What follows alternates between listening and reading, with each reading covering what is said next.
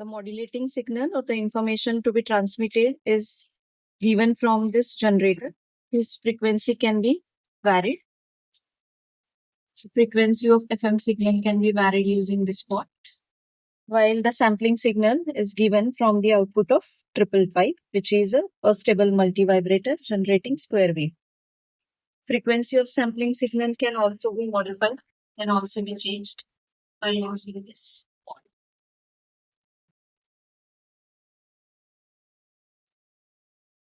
So output of sampling signal, that is output of 555, is to be given to the control block. So output of 555 to control clock. And for natural sampling, this circuit is for natural sampling. It consists of two transistors. To one transistor, we will be applying the modulating signal at the base of that transistor.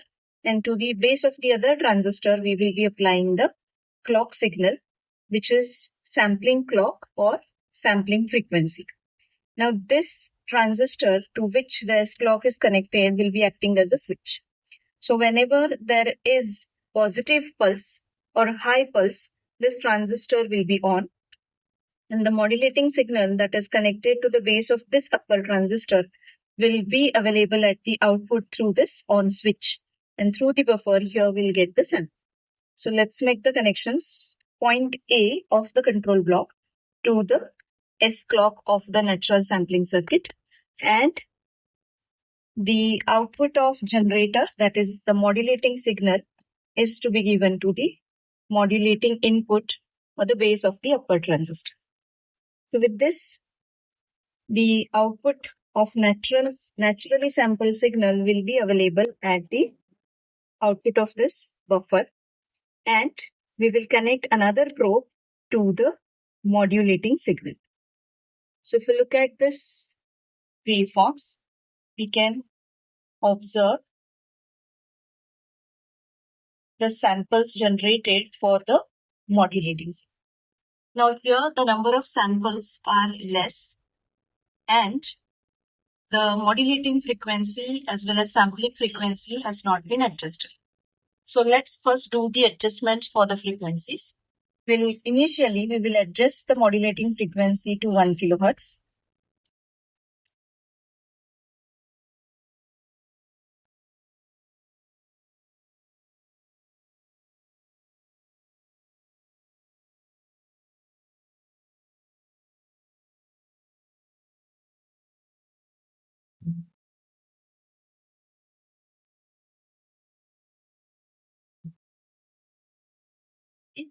You can see that the samples are generated with reference to the modulating signal.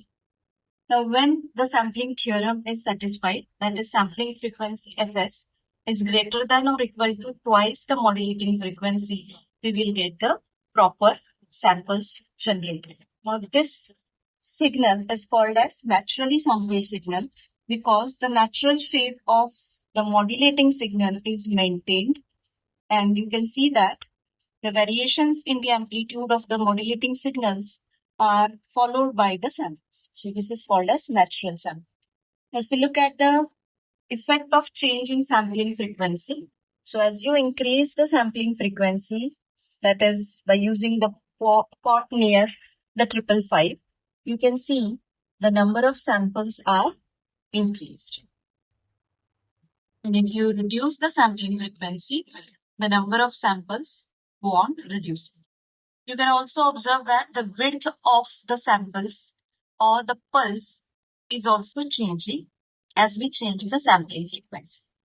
With the reduction in the sampling frequency, the width of the samples is increasing, and with increase in the sampling frequency, the width of the sample is decreasing. In this way, we can call this as pulse width modulation signal as well.